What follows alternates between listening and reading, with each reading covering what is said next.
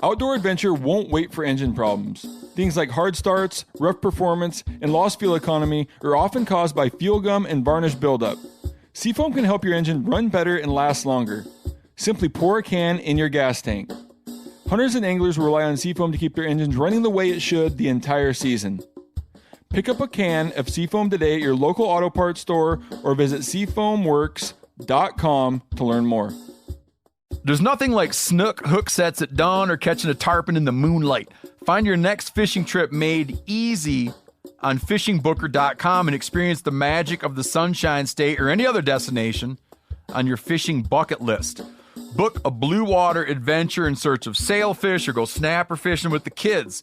With over 6,000 captains and trips to choose from, planning your next one just got a whole lot easier. Download the Fishing Booker app on the Google Play or App Store or visit them online at fishingbooker.com to book your trip today.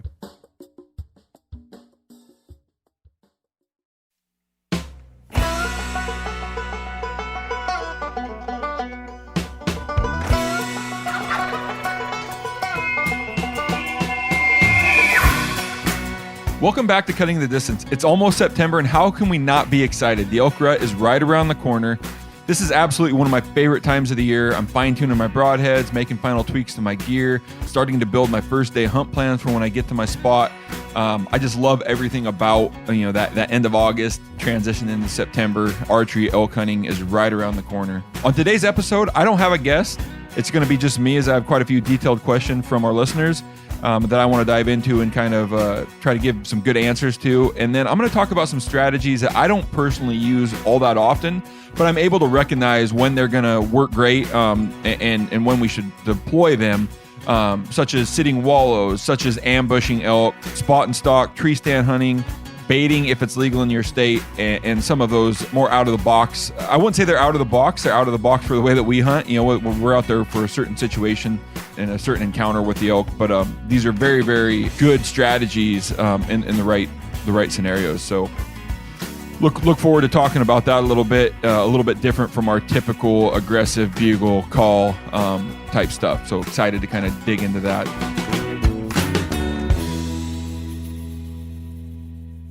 We're going to start this episode like every other episode. We're going to jump into listener questions. And if you have questions for us, myself or my guests, feel free to send us a message on any of our social media channels, or you can email us at ctd@phelpsgamecalls.com. And that's where all of these questions come from, is through our email today. Our first question today is from Cole Marley. He's from Idaho. Where he typically hunts elk, they seem to completely shut down at various times in the morning. I've heard stories of guys having better success calling bulls in the middle of the day or calling to bedded elk. He's just wondering if I could talk about how you go about or any tips that you have for calling elk specifically in the middle of the day. So I don't want to tiptoe around the question, Cole, but there's no rhyme or reason to when and what makes elk more active in the morning versus the middle of the day, or vice versa. And what I would, if I had to try to put some thought to it after talking to biologists and just seeing what happens, from day to day, where it could be, the rut could be crazy one day, dead the next day, crazy the next day. One thing that I'm starting to think is likely is cows in that herd just being in estrus, right? If those bulls recognize a cow is in estrus or not, and if that times with early morning, midday, whatever it may be, because those pheromones, once she's been bred, kind of shut off. So if it kicks in the middle of the day, the rut is going to kick in, or seem to have kicked in, or the bulls are going to start bugling more in the middle of the day, versus if that's like a carryover from the night before. So I think those cows, being in estrus during that specific time definitely plays into that, where it seems like a morning is really good, then it's not good, then it is good. It's just whether those cows are coming in or not during that time. The second thing that usually seems to matter a lot is the dynamics of the herd that's there. Is it one large herd bull and no satellite bulls close to them? Is there a semi-mature satellite bull kind of challenging that bull, especially when there are cows in estrus. So, and there's been times where multiple herds end up in one spot, which we kind of coin as a rut fest. Multiple herds end up in one spot trying to, get to that good food, that area they like to be or hang out for the evening. That will really kind of kick off that morning rut where it seems like everything's going nuts very early in the morning. But then to get more to your question on calling elk in the middle of the day and specifically calling the bedded elk, for my normal style, I would say where we maybe call quite a bit. We're locating, we're getting in tight, and we're being aggressive. On midday calling, a lot of times you're going to sneak in, or we're going to sneak in on those elk and try to get as absolutely close as we can. There are instances where if he's bugling a lot, we may be a little more aggressive. But if you're getting one or two lazy bedded bugles every so often and he's not really aggressive, we're going to use that just to kind of pinpoint him and get very, very close. The better idea you have of his location, the tighter you can get. A lot of times we see elk go into a patch of timber. We don't know exactly where they're going to bed. You can't exactly pinpoint his bugle, especially once you get over there. So you're just methodically picking your way to their spot. And then I'm going to be a lot more hesitant. I'm going to be a lot less aggressive. And what I usually like to do when we're in these midday is get as close as we can and then be quiet. That bull will eventually bugle somewhere. He's either going to get up, after they've been bedded for an hour or two and go grab water, or he's going to check on his cows again. A lot of times you're going to see that bull, if you're close enough, you can watch him get up out of his bed and nudge or bump cows, get him to stand up, check on them, and then he's going to go to the next one. He may do that, and then he may stay right there, but a lot of times, or at times, he will then go venture off, knowing that none of his cows need attention, and go to a water source if it's close by. That is a great time if you can time that, because the bull's on his feet. He's going to be more apt to, come in your direction to a bull that's bugling close to his cows. The other time I really like to do that is on the back end when they're going to get up for their night. They're going to go back out to feed. If you can wait that long, we've sat on bedded elk 2, 3, 4, 5 hours at a time, waiting for the right time. You don't want to insert yourself and just become a crazy aggressive bull when the rest of the elk are bedded down. It may work, but I would think, just from our trial and error, that going in, calling to those more, they're hot. They're typically, they're trying to be in the shade. They're a little more reserved at that time. I would say less aggression, and then your timing is more important. The other thing that some people do without calling, now I know you've asked about calling to bedded elk, but one thing we've did before is, if you can get close enough to the cows, we've got within 60, 70 yards of the bedded cows in his herd, you can just be patient and not call at all, as long as you've got the wind right. A lot of times that bull will come check on that cow. He knows that she's bedded over there. He'll come check on her, and that may be an opportunity when he gets very close to your location. One, you may just have a shot depending on how close you can get, and two, you may need to only call him 10 to 15 yards off of that. But typically, now what calls do we use? I would say we probably challenge bugle 80% of the time. So we go from very reserved calling to no calling at all, to basically like a very in your face call. I don't feel a cow call is going to work very well in that scenario, because he already knows where his cows are at. He may come check on you, but I feel like that bull, at the time they bed down, knows where every single one of those cows bedded down, and whether you're one in his herd or not. So I tend to stick with bugles in that scenario. Not saying cow calls won't work. That's just kind of the system that we run. But yeah, there's a time where those elk get back to bed versus the time they get up to go feed, that there can be kind of that midday madness where that bull, maybe the satellites try to bed too close to his herd, or that bull just kind of gets fired up checking cows. That's typically when that happens. That bull will get up is kind of that time where they're pretty vulnerable. And I would say that the percentage, or the chance of killing that bull, is just as good as any other time of the day. So long-winded answer, but Cole, that's kind of how I would approach, bulls, potentially not bugling that much in the morning and maybe bugling more in the middle of the day. Just handle it like anything else. Make your move. I just tend to be a little more quiet right up until that point of trying to call that bull in. Yeah. So we're going to jump into our next question from Andy Summers. He's elk hunted in Colorado just about every Labor Day weekend going for 25 years. He's pretty confident with a call in his mouth, although in this situation that we're going to explain, he opted not to use it. He's curious how we would have handled it. So he was slipping in up an east-facing slope toward a wallow and thick timber with about 2 hours of evening left. This is an area that receives some hunting pressure, and he's almost 100% encountering elk in this area in the morning over the past several years. They frequently moved quietly through the area to bed near a wallow fairly early. The thermals were already moving down slope this evening as he was hunting up towards a wallow. Heard a twig snap, and a very heavy mature bull materialized to his left and up the mountain. He was about 35 yards, steeply quartered away when he first saw him, and was slowly feeding his way toward the wallow. He tried his best to work closer for a shot, but the terrain just wouldn't allow it as there were blowdowns everywhere. So he opted to stay put, let the bull get ahead of him, and as the wallow was about 100 or so yards up the mountain, and what he considered the best feed for the night was below him, thinking the bull would come back and ambush him in that spot. Once again, timeline September 7th or 8th. Fast forward, the bull didn't retrace his steps, didn't utter a sound, and slipped away in the opposite direction. And then he slipped out. He didn't hunt the area the next day. He's just wanting to know what would we have did different. And Andy, this is where we claim to be experts or experienced.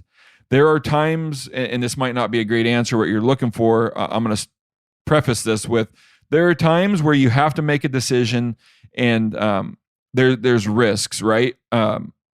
If you don't pursue and let him get to that wallow, there's 360-degree direction that he can go. And if he doesn't go in about a 10-degree sliver of that, you're never going to get a shot, right?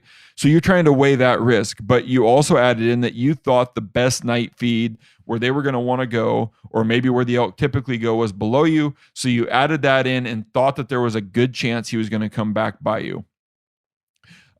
This is one thing where hindsight is always 20/20, right? Now you're thinking like, dang it, me sitting here was not the right answer. But what other decision could you have come up with that maybe had a higher rate? And even then, the higher rate, all you're doing is running scenarios through your head, trying to figure out what is the higher rate. It doesn't necessarily mean that's what the elk's going to do. So don't.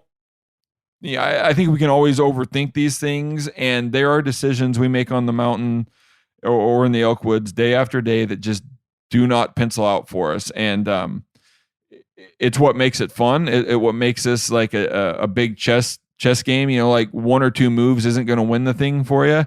It's an overall strategy and doing things over and over that put yourself in the position to do that. Now, with that said, I tend to think, and my brain goes to, which gets me in trouble a lot, is if I follow this bull, at least I can guarantee that we have an encounter, versus the let's hang back and see if he comes back. Now, I also put a lower percentage on that working out. Like if I can pursue this elk, there's a chance that he's going to be at that wallow, or he's going to stay at that wallow for a minute or two, without knowing exactly how thick the blowdown is. Now, if it's thick, impenetrable blowdown that you can't get through without being quiet, or if you need to be quiet, your play probably had the highest success, because if the last thing you want to do is put a bull on alert as you're approaching. You could have cow called like a lone bull within 30 to 35 yards, like depending on how the blowdown was laid in. You only need him to come. You don't even really need him to move that much. You just need him to present a shot. And this is one of those times where calling when a bull obviously wants to do something different may not yield any results. But there are times where we have did something like this where a bull wants to go a different direction. We just happen to be in a certain location, and we can get that bull to turn and come check you out. So in this instance, I probably would have let out a small cow call, knowing he was only at 30 to 35 yards. And I just really needed things to kind of change, so you didn't have that steep quartered away shot. Maybe he would turn broadside, or maybe he would just walk 2 to 3 yards in a different path versus the angled away direction that he was going. That all that is tough. And maybe the biggest takeaway from your scenario is it's always easy to look at the situation afterwards and think you should have did something different. But in all reality, it's just archery elk hunting. And this is kind of that game that we get to play. You make decisions, they either work or they don't.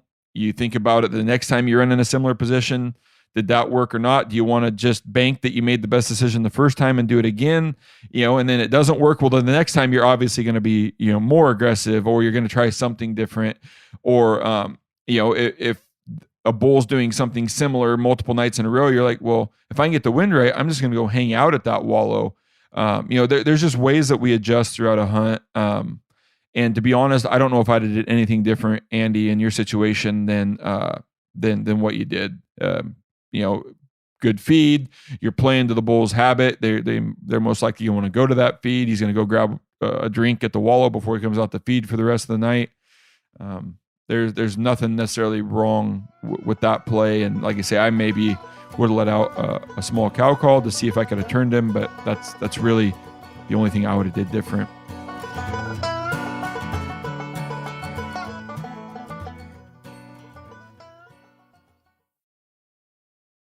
We've all seen plenty of gadgets and fads come and go, but here's one product that stood the test of time: Seafoam Motor Treatment. Lots of hunters and anglers know that Seafoam helps engines run better and last longer. It's really simple. When you pour it in your gas tank, Seafoam cleans harmful fuel deposits that cause engine problems. I'm talking common stuff like hard starts, rough engine performance, or lost fuel economy. Seafoam is an easy way to prevent or overcome these problems. Just pour a can in your gas tank and let it clean your fuel system. You probably know someone who has used a can of Seafoam to get their truck or boat going again. People everywhere rely on Seafoam to keep their trucks, boats, and small engines running the way that they should the entire season. Help your engine run better and last longer. Pick up a can of Seafoam today at your local auto parts store or visit seafoamworks.com to learn more. There's nothing like snook hook sets at dawn or catching a tarpon in the moonlight. Find your next fishing trip made easy on fishingbooker.com and experience the magic of the Sunshine State or any other destination on your fishing bucket list. Book a blue water adventure in search of sailfish or go snapper fishing with the kids. With over 6,000 captains and trips to choose from, planning your next one just got a whole lot easier. Download the Fishing Booker app on the Google Play or App Store, or visit them online at fishingbooker.com to book your trip today.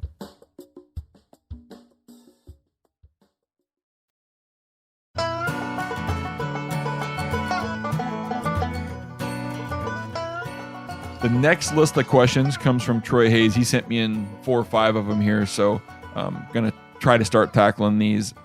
Let's say you're road bugling early in the morning and you throw out a location bugle and you hear a distant bugle, maybe anywhere from 300 to 600 yards away. Do you keep trying to locate more elk, or do you move in closer on that specific elk? And what's your thought process on moving in? Can you break that down for me? So I'm one of those guys that usually, it's the whole bird in the hand analogy, right? Like a bird in the hand is better than, I'm going to mess that all up, but you get the idea. Like that is a for sure thing, but I also may give it some time to see if there are other bulls around, because that additional information may help. Or a lot of times when we chase a bull, we may mess it up, or he may become unresponsive. And then our plan is to move in the direction of those other elk. So I always want to know exactly how many elk are around. It is always going to be to my benefit. But then with that said, a lot of times we look at 2 things, and one is one of the bulls better sounding? Like, do we feel like that's the herd bull, this is a satellite bull? Do we want to chase one versus the other? The other is how aggressive and how much do they continue to bugle? Like, is it just a returned location bugle, or is that bull now bugling on his own, getting kind of cranked up just from the location? Or, did he just answer your location bugle, but he's been fired up all morning? We kind of think of that. And then also which one allows a better approach. So if a bull, if the wind's in a great location, it seems like we've got the terrain right. He's not really moving that fast, so he's going to be in the same location. All of that stuff kind of weighs into which bull we're going to go after first, and then make our changes. But what I would say is that, you had mentioned road bugling or locating off of a trail or a fire road. I won't leave that location to go find the next elk down the road, in a different location. I will usually hunt what we have there, knowing that, say, on subsequent mornings or the next morning, I can go see if there's other elk down the drainage or down the road or later that morning. So we usually go after what's presented in front of us. But I do like to maybe let one or two more location bugles from there before I, let's say the road's up high, dive off, or if the elk are above us, jump up off the road. I want to know exactly what's there, what other elk are responding, before I make my move.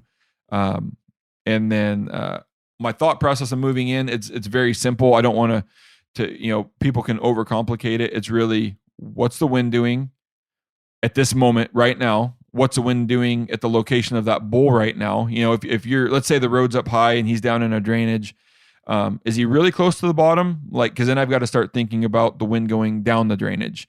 Is he halfway up the hill? Well, now I've got to think about early morning thermals. I need to stay off to the side of him a couple hundred yards before I move any closer, because there's a potential that wind going down the hill could get pulled in or sucked into his location.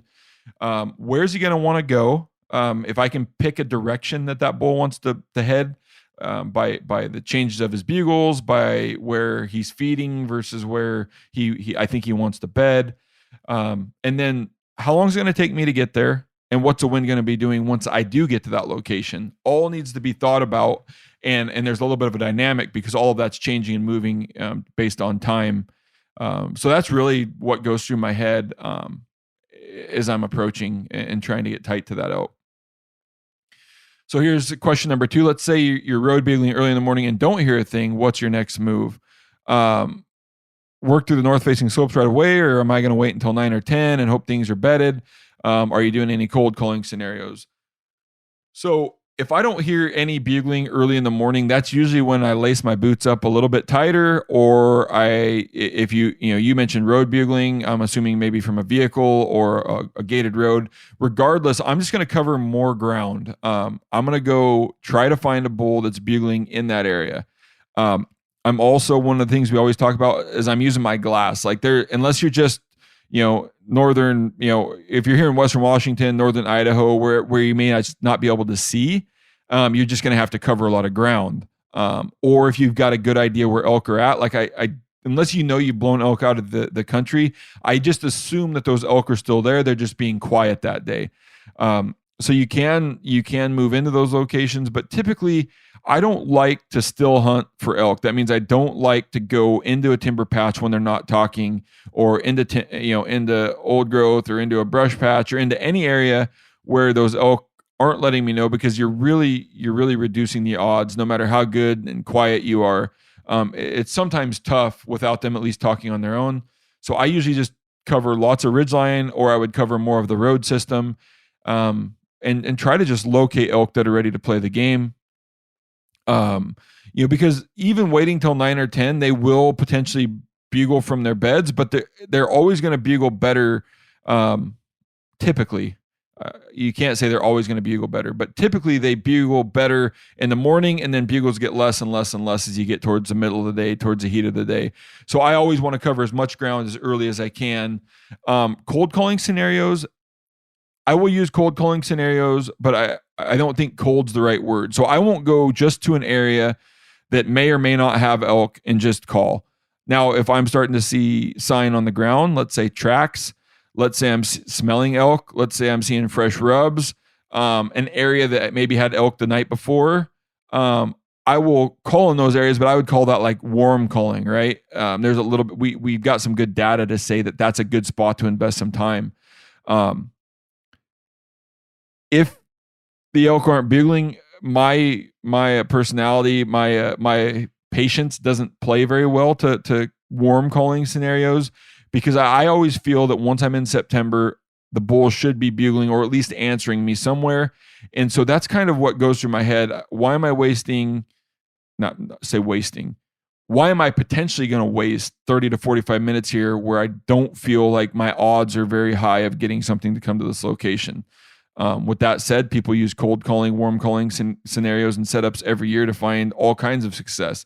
I'm just weighing these percent successes in my head. I feel that I'm better served covering ground, getting a bull to respond, and then setting up our game than I am sitting in one location. So question number 3 from Troy. A bull bugles at 200 yards away. He has no idea if he has cows or not. What are the next moves?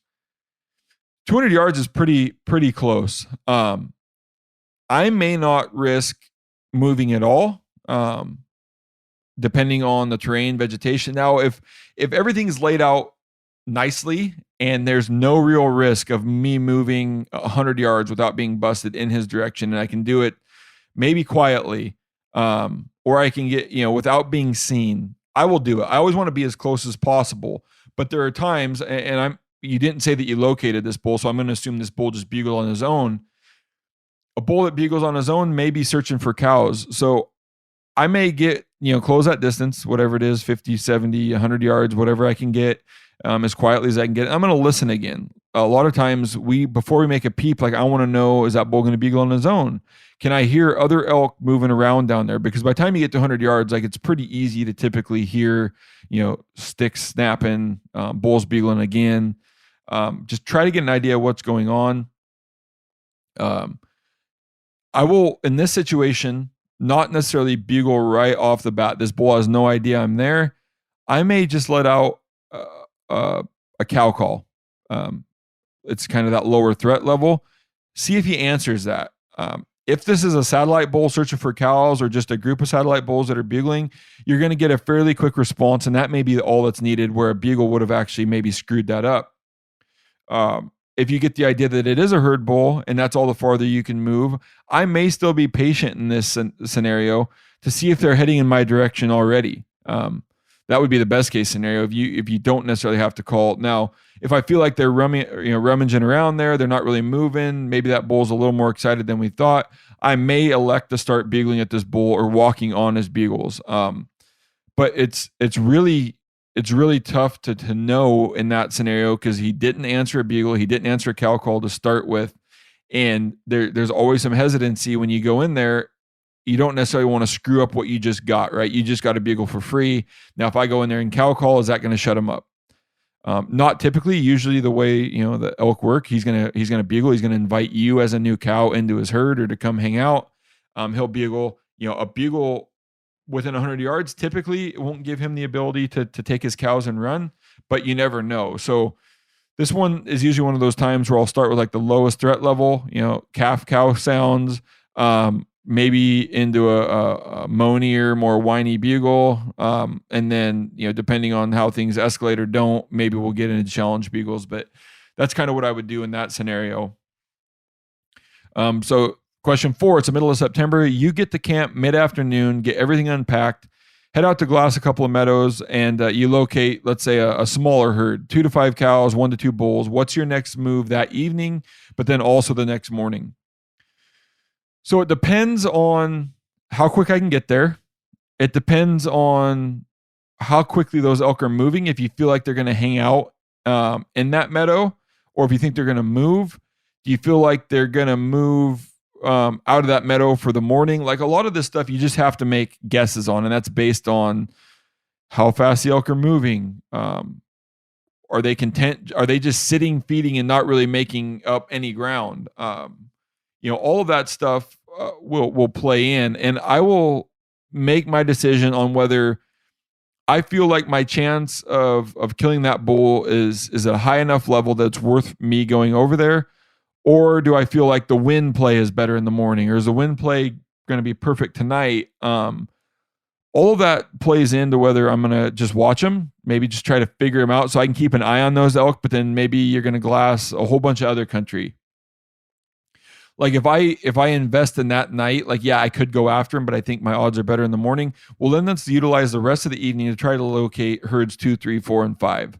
And then you make your decision on, out of those 5 or 6 options, which one do I think is going to yield the best percentage or the best chance for me to be successful in the morning, and then go after those ones. So it just really depends. I will say I typically default to, if I feel like there's a good enough chance, I don't like let that opportunity get away, because those elk may not be anywhere around in the morning. Typically they will be, but there are times where you expect them to be there in the morning and they're not anywhere to be found, and they may not be there at all anymore. They may have moved a half a mile away or into a different drainage. So I usually try to seize the moment or capitalize on the opportunity in front of me. But there are times where we will kick the can down the road, go after them in the morning, but then also use that night to find more or additional elk. Or, a lot of times if you take off, you can't watch them anymore. You may miss a lot of information. If you were to sit and watch them for that next 2 hours, you may see bulls coming up and over the ridgeline into that meadow, or bulls leaving, or cows joining, which will definitely add to, some of the things you need to think about as you head over there. Last question for Troy. The bull's beagling back and forth with you. Every time you try to close the distance on him and beagle again, he does a roundup beagle and pushes out and moves further away. What are the tactics to kill this bull? So we do this a lot. We call it kind of that cat and mouse. We're chasing an elk. It seems like we make ground. He moves ground. There's 2 things you can do here. And I would say later in the hunt, I would do number 1. You can just be very aggressive. You're going to have to push that boundary very, very close, maybe tighter than you have.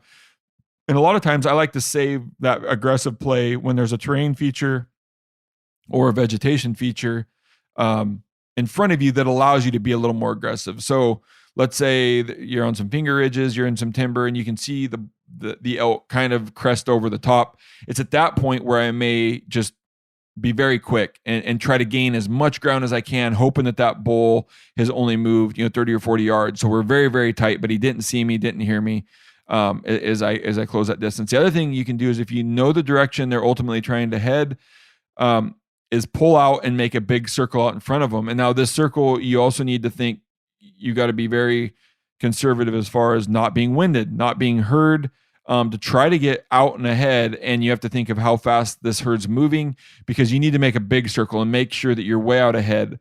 A lot of times the reason this won't work is elk aren't dumb animals. If they're moving in a direction, I've got to assume that the wind is going to be pretty constant in the opposite direction. So when you go to make your circle out in front, how are you going to accomplish that without being winded? Because elk will not move unless they're spooked or scared, typically in the downwind direction. They're going, or I'm going to get my directions all, but they're walking into the wind, right? And if you get in front of them, they're now able to wind you. So keep that in mind. So a lot of times, if I can make an aggressive play, I will, without a high risk of spooking them. And then there are times where we may just need to back out if it's early in a hunt, if those elk are content being there, and we may just come back at them a different day. So thanks a lot for all those questions. The last question is into us from Jake Harold. He says he's got a serious problem that may be just as equally suited for a psychologist as it is for us here on Cutting the Distance. So he has a major case in history of bull fever. He's got the good fortune every year being able to call an elk to shooting distance, even on solo hunting. But when that bull's coming in, a switch flips in his brain, and he says his mind actually gets clear, but he's got some sort of an adrenaline dump that is overwhelming and shuts down his system. So he talks about being able to call a bull in. It was perfect, picture perfect at 30 yards, but he couldn't get his bow drawn. His arms felt like they were full of lead, too heavy to lift. He said it's like he's got a serious issue that's like psychologically messes him up over the encounter. But he doesn't have an issue with cow elk, no issues on rifle hunts with him not being able to keep his composure. It just happens with big bulls on archery hunts. aside from jabbing himself with pins or like clinically diagnosed solutions, what can he do to simulate or learn to manage his adrenaline dump? This one's tough, but I can relate. I didn't have it I've never been able to not draw my bow, but early in my archery elk hunting career, and I still do, I get jacked up. I get excited. I love when bulls are moving into my location. There were times I had a little bit of a different issue early on. I would forget everything that I knew from that summer or from shooting at the range on how to aim my bow. Everything fell apart. Like, I can get my bow drawn. I can get what I thought was everything settled down, but I would forget to level my bubble. I would forget to, like, talk myself through which pin I'm going to use, settle the pin, pick a spot. So I didn't have the same issue. I went through a scenario, and one thing that worked for me, Jake, was to really methodically practice a system. Whether you've got to talk to yourself, whether you've got to, make a sticker and stick it on your riser. And it could be as simple as breathe. There might be times where, and I'm not going to try to clinically diagnose why you couldn't get your bow drawn. But a lot of times guys will, stop breathing for 45, it's almost like you hold your breath, and that can affect you being able to get your bow drawn. So, writing something on your riser as simple as like breathe, draw, anchor. Like, I know you're saying you can't get to that, but just like the reminder of breathe. And then when you're out practicing before your shots, but when you're practicing, in your driveway or your range and getting ready to for season, like, make sure you add that in. Like, give yourself like 10 seconds of calculated, methodical breathing, deep breaths, hold it in, I'm not claiming to be, a guy that's going to teach you how to, do all of that, but whatever your breathing system is, like, practice it. And some of those things, just having a simple checklist, breathe, draw early, whatever it is, like, come up with a system that will allow you to get through some of these difficult or sticky points. It's tough because I'm sitting here trying to tell you what maybe you should do, but I don't know if breathing is going to help you one bit.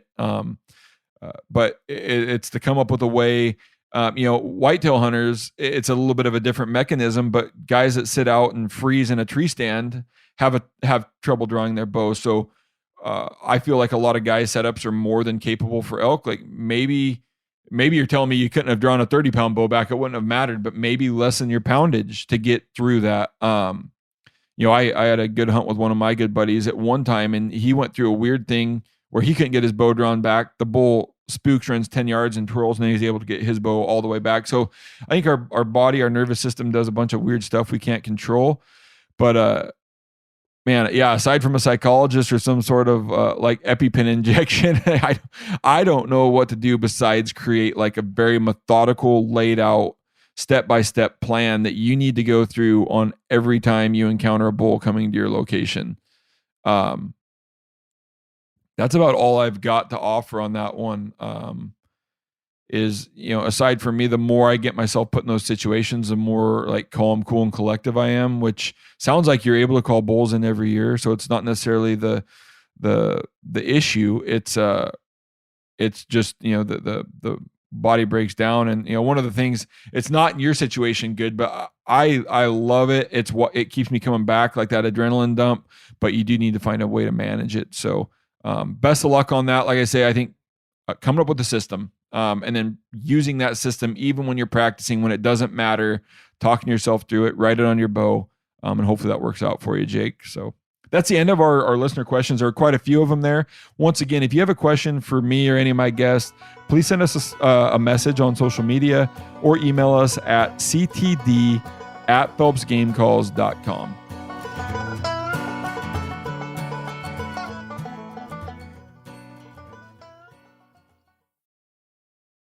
We've all seen plenty of gadgets and fads come and go, but here's one product that stood the test of time: Seafoam Motor Treatment. Lots of hunters and anglers know that Seafoam helps engines run better and last longer. It's really simple. When you pour it in your gas tank, Seafoam cleans harmful fuel deposits that cause engine problems.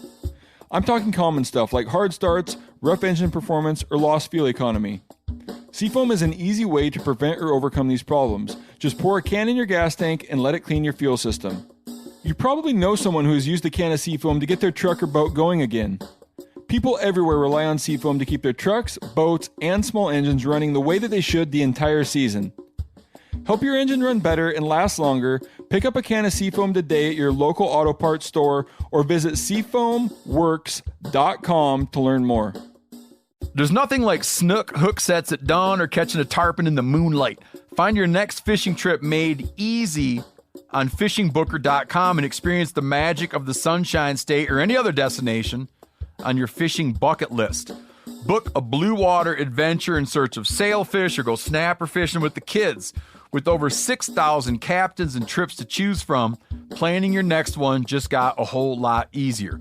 Download the Fishing Booker app on the Google Play or App Store or visit them online at fishingbooker.com to book your trip today.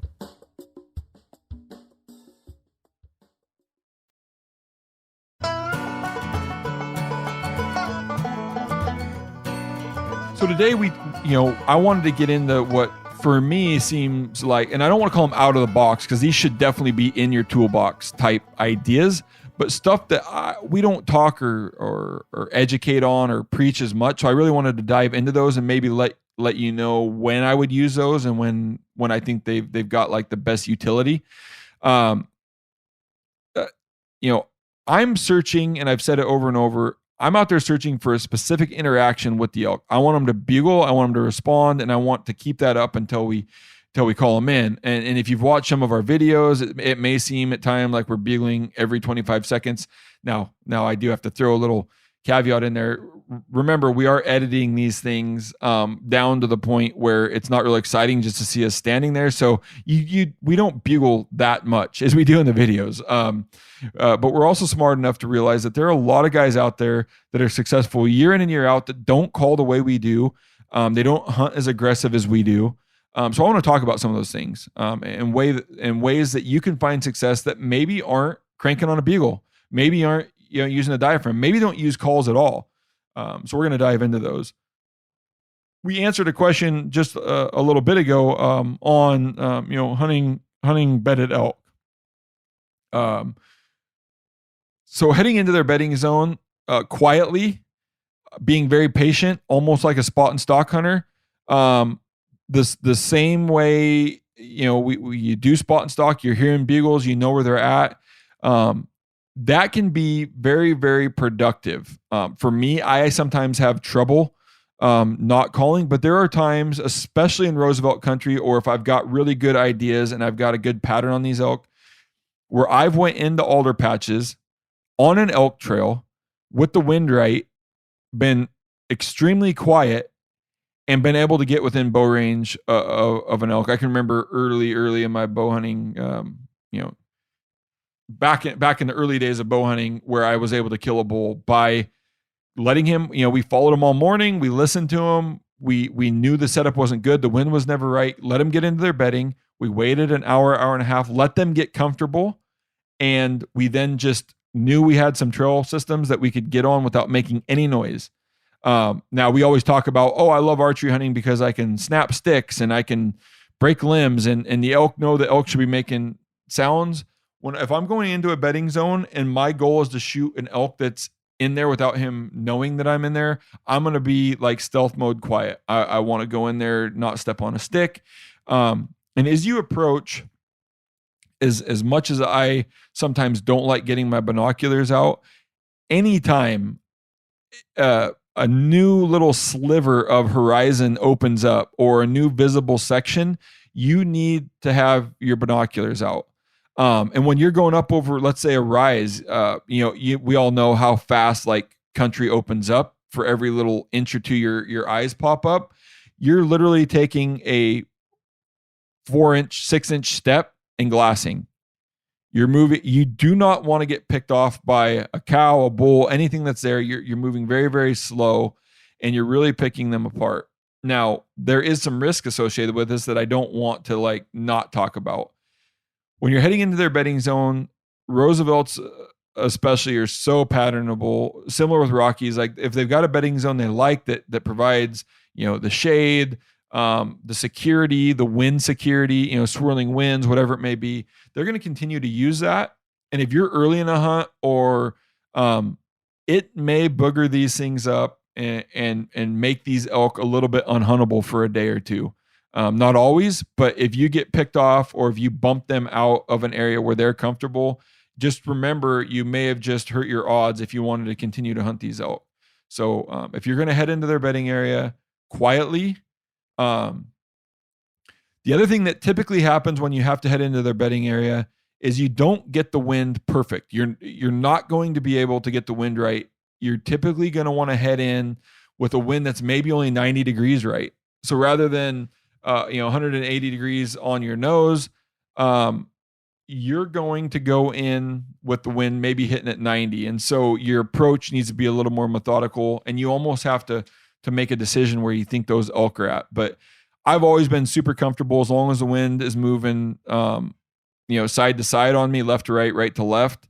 I'm comfortable going in there, but typically you're not going to be able to approach a bedding zone with the wind perfect. It just doesn't work. Or if you do, the majority of the time they've got additional satellite bowls, or they've got things that are going to pick you off before you get to the main herd. I can remember a time in Idaho, we had a great plan. We knew exactly where they bedded. We can kind of see through the burnt timber into a shady patch, all the elk bedded there. But what we didn't see were the two satellite bowls that were directly downwind of the herd. So I've now changed my approach. I'd assume go into the bedding area with the wind a little more favorable to the elk. It seems like we run into less lookouts and things that are going to blow the whole situation for us. And their eyes are typically, watching their downwind side. Wallow hunting. I don't have the patience for it, but we should always recognize when wallows can be effective. I was on a hunt in Montana a couple of years ago where we couldn't figure out exactly why elk were in certain areas at times. And it was almost like clockwork. But we later, late in the hunt, almost a little bit too late, discovered that there were some wallows in the area that were getting hammered. And when we would be, chasing elk up and down a creek, and then they would hit a spot and then they would reverse, we're like, what the hell? And why did that happen? Come to find out it was wallows. So I'm not a huge fan of wallows in the morning. Now, not saying they can't happen, but I like, if I'm going to sit on a wallow, which I have done in the past, not with a lot of success, but we've had trail cameras on wallows, so we've got a lot of good data. I would just assume sit on a wallow, if those elk in that area are getting back to bed at 10, from about bedding on. And this kind of keeps me excited. So for me, I'd like to chase bugles, glass for bulls early in the morning. And then if I'm going to switch to a wallow setup, I'm going to do it that bedding time. And the reason for that is as the temperatures heat up, as that bull goes and beds down his herd, a lot of times he will bed them down and then he will come get a drink of water, afterwards, or come wallow in there to cool down, or both. The same thing with satellite bulls. A lot of times in the morning, they're moving with the herd or off of the herd from feed to bed. They're just shadowing that, but they may swing in, and grab water earlier or later, midday. And then a lot of times where a wallow will pan out is when the bull or the herd gets up from their bedding area and they're going to head towards their feed area, they will swing by and swing by the wallow prior to their nighttime feeding routine. It's very patternable. The one thing which we talk about all the time is the direction. One thing I like to think about, and I will not sit wallows if it doesn't pencil out this way, is where are those elk going to approach from, and can I keep the wind right at the time when they're going to get here? So one of the downsides to wallows is what's the wind direction going to be doing at the time that those elk get here? And a lot of times, I don't know what you call the time. It's like that shadow time, right? Where the shadows start to get long. It's like, all right, you just know the elk should be getting up on their feet. It's cooled down now. The sun's at a point on the horizon where everything's cooling off. When it gets to that, the wind is typically swirly, right? We all know thermals are changing. all of that changes. A lot of times it makes it very tough to sit a wallow and keep the wind right. So if I'm going to pick that out, is it down below their bedding? Is it up above? What time are they going to get here? Am I banking on them getting here late after the thermals have changed before? So you just got to be fairly careful on sitting a wallow, not to bump them out. And maybe it resorts more back to whitetail hunting, but as I approach the wallow, like, where did I just leave my scent trail? Was I able to approach that wallow from a direction that no elk is going to have to cross that, or a high probability that elk aren't going to cross that? So because I've entered an area, called elk in, and had them cross my track, and I'm about 0% successful on bulls or cows or any elk being willing to cross my track. So we need to be very smart on how we approach those wallows, how we get to them, and then where we set up on them. One thing that will fix the wind a little bit, and it depends a little bit on the wallow, whether it's in a depression or whether it's high on a ridge, or if it's a hanging wallow, is you can use a tree stand. Now, I've never tree stand hunted elk, but I understand well enough that there are certain, locations. Let's say there's a finger ridge that runs by a wallow, or the ability for us to get our scent up and above, which gives us a whole lot more probability that those elk aren't going to wind us when they get to the wallow. So tree stands, you can use over a wallow. You can also use tree stands on main travel corridors. This is for patternable elk. Number one, just like when you're hunting whitetails or anything out of a tree stand, it gets their eyes off of you. So it gives you that freedom to be able to not be seen. And once again, it gets the wind out of your way. So I like tree stands. If you're in a very patternable area that the elk are going to visit, by all means, a tree stand is a great idea if you got the patience. Now, the one problem with me in a tree stand is if I heard a bull bugle and I didn't feel they were coming my way, I would get back down on my tree stand and go chase bugles. So it wouldn't work for me. But if you're patient, I know guys that sit on wallows for 10, 15, 20 days and finally make it happen. It takes a lot of patience. I would say tree stand hunting requires a little bit more of a long game play, but can be very, very effective. Next up is ambush. Once again, comes back to patternable. I would say, tree stands kind of like the long game ambush, where ambush is something that you're going to do very quickly that morning. We've spotted elk, or we see elk, and we know that they're going to use like that certain pass that's on the ridge line, or they're going to go down through this bottom, or they're going to this timber patch. If you've got good data on these elk, or good direction, or a good bead, I always kind of consider the way we hunt an ambush style. I am trying to cover as much, no pun intended, I'm cutting the distance. I'm covering as much ground with my feet as I want that elk. I want to do 99% of the work, and I want those elk to have to move a very, very short distance. But let's say you don't want to call at all. Let's say there's reason you've tried to call to these elk, it's not working. In that case, I'm going to put all my calls in my pocket, and I'm going to go over to where I think these elk are going to go by. Some of the cons with ambushing is time, right? Are they going to get there in time? Are they going to take their time? Another concern is, are they going to change their pattern just slightly? When we could do all the very complex math, but if elk take just a slightly different direction from where they're at to where you want them to go by, they're now out of archery range, right? So you need to, maybe you set up in a conservative ambush spot, maybe back in the timber a little bit more. That way, if they're not going to go on your trail, you've got the ability to move unseen, versus some people I know, they get out on the edge, maybe out in the open. And then when the elk decide not to take their path, they're kind of pinned down. So there's that. I think it's a human trait where we just want to be able to see what's going on, versus a little more conservative. Maybe you can listen to bugles and that can tell you which direction they're going. You can make an adjustment on that. And once again, ambush, same thing we talk about over and over. What's the wind going to be doing? And there are times where you get into a scenario, once you decide that you're not going to call, I would go over there and not call. There's always things that run through my head like, oh, I think I should call now because of this. And it never seems to work. At the point where I decide it hasn't worked the last couple of times, I'm going to go over there and truly ambush and set up, not call, and hope that they walk by my location. The last, and one of the reasons I don't like ambush style without calling, not saying you need to call, but one of the other things you're going to have to consider is how far off of this trail do you want to set up? There are times where elk will move in more of a single file line, but there are times where they're running pretty wide, right? But guess which elk during the rut is typically always last?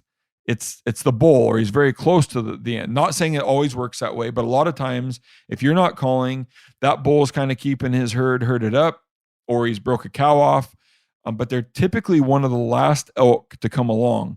So one of the things that you have to think about, and is always a little nerve-wracking, is how are you in a location? Are you in an ambush spot that lets all of these elk go by you? Is the wind good enough that they're not going to catch your wind, 30 yards past you, because it may take them to get 80 yards past you before that bull goes by.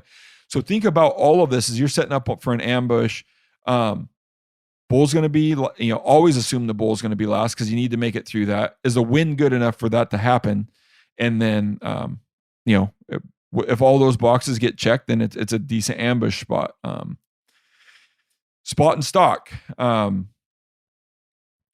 Very similar to an ambush versus you're doing as much moving as they're doing. You're trying to find a spot, or you're trying to find a spot where you finally got enough of an advantage without being seen, without being heard. And typically that advantage is going to come through terrain or through the vegetation. It allows you to move without being seen. Maybe it allows you to move without being heard. So spot and stalk, there are guys that do it very effectively, and the guys that are good at it are just as successful as the best callers, the guys that run the best callings, or any of these other things. It's a very effective way, and sometimes a very rewarding and fun challenge to just shadow the herd. Shadow the herd until you get yourself into a location where you can move in for a shot.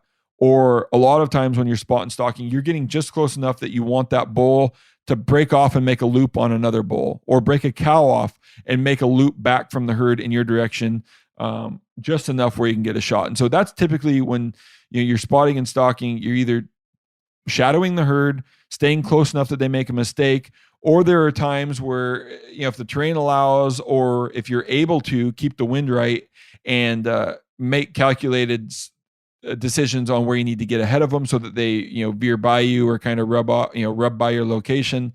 Another great way to spot and stalk. And a lot of times, there are times where you just get herds that seem to be disinterested in you calling. They don't care that you're over there calling. You can just tell they're not answering you. They're answering the other elk. They're answering the other bulls that are there. They just don't. And a lot of times, if there's a bull in there that you want to kill, or you want to go after, that is when the spot and stalk kind of ends up being the right key. They don't give a darn about you calling at all. They could care less that you're even in existence. You got to switch to that spot and stalk and make that happen. And then the last thing I wanted to talk about, which we can do in Washington, and check all of your local rules and laws. And for anybody where this is illegal in your state, don't listen to this part, but baiting can be very, very effective. Here in Washington, it seems like everybody's always searching for apples that somebody has fallen behind your, under your apple tree. And can we get them? And can we put them together? I don't bait here, but we have some weird rule. I'm going to get it completely wrong, but it's basically you can have 5 or 10 gallons of bait every 250 yards spaced, blah, blah, blah. But there are rules that govern it. And here for deer and elk, it's legal to bait and very, very patternable. The nice thing is once you got this pattern down, even during the rut, these elk will typically swing by to see what's, in your apple pile or what's in your alfalfa pile or whatever you're using, cracked corn, whatever it may be. They become very patternable, which is nice because that now lets you set up your ground blind, or that now lets you set up your tree stand. In the opposite direction, from a trail camera, you can see how they're going to approach, where they're going to approach. You're going to know what the wind's like in that location the majority of the time. So baiting can be very, very, have a high level of success. I'm not going to get into the arguments over whether it's ethical or any of that. It is what it is. I'm just saying that it can be very effective. And if, I like the idea for young kids that are trying to get their first elk, maybe, elderly, and I say that not not to put people down that do it that aren't young or elderly, but it's an effective way. Like in the end, I always try to remember we're all out here for different reasons. I love eating elk still, right? We talk about all of this and we go do it in the mountains and whatever, but in the end, it's like I just want a freezer full of elk, and so it's a great strategy if it's legal, and people should look into it if available. So we didn't spend a whole lot of time, but those are things and ideas. There's kind of a pros and cons into heading into bedding zone. There's pros and cons: the wallows, ambushing, spot and stalk, tree stand hunting, baiting, but those are some things you always need to think about, and they're never below me or above me while I'm out there elk hunting. I'm always trying to call them in, and it's typically triggered by the bigger bulls. If bigger bulls aren't susceptible to calling, but I definitely want to focus on them, or I want a chance to kill that bull, these are the things that we start to think about. All right, do I got to go get him in his bedding zone without making a call? Is he visiting a wallow that I think is over there because, Onyx map shows a depression that seems to have water? Am I going to have to ambush him? All of these things come into play, and they're always an option. They're always, in the toolbox, and we will use them occasionally throughout a hunt if we feel that is our best success of killing that bull. And like I say, it's a little cliche, but every decision we make, every bull we go after, in the back of my mind, it's always like, well, that's got a 13% chance of working. I give this a 2% chance of working. If some of these other things, like, all right, I honestly think they've went through that gap 2 nights in a row. At this time, it's within a 5-minute span. I'm going in there with pretty high confidence that that's going to work. So you're always weighing your options. There's multiple ways to do this and be successful. And in the end, find something that you love to do. Like if you love calling elk, then go do it that way. If you love to call elk, but it doesn't matter if you wait on a wallow, go do that. Go out and elk hunt, enjoy the rut in September. It's a magical time to be in the woods, and go do it however you want to do it, regardless of whether, I'd rather bugle a bull in or that's what you want to do. Go have fun. We appreciate you all. Thanks for joining in, listening to this episode of Cutting the Distance. And we'll have some more elk episodes heading your way as September is getting really, really close.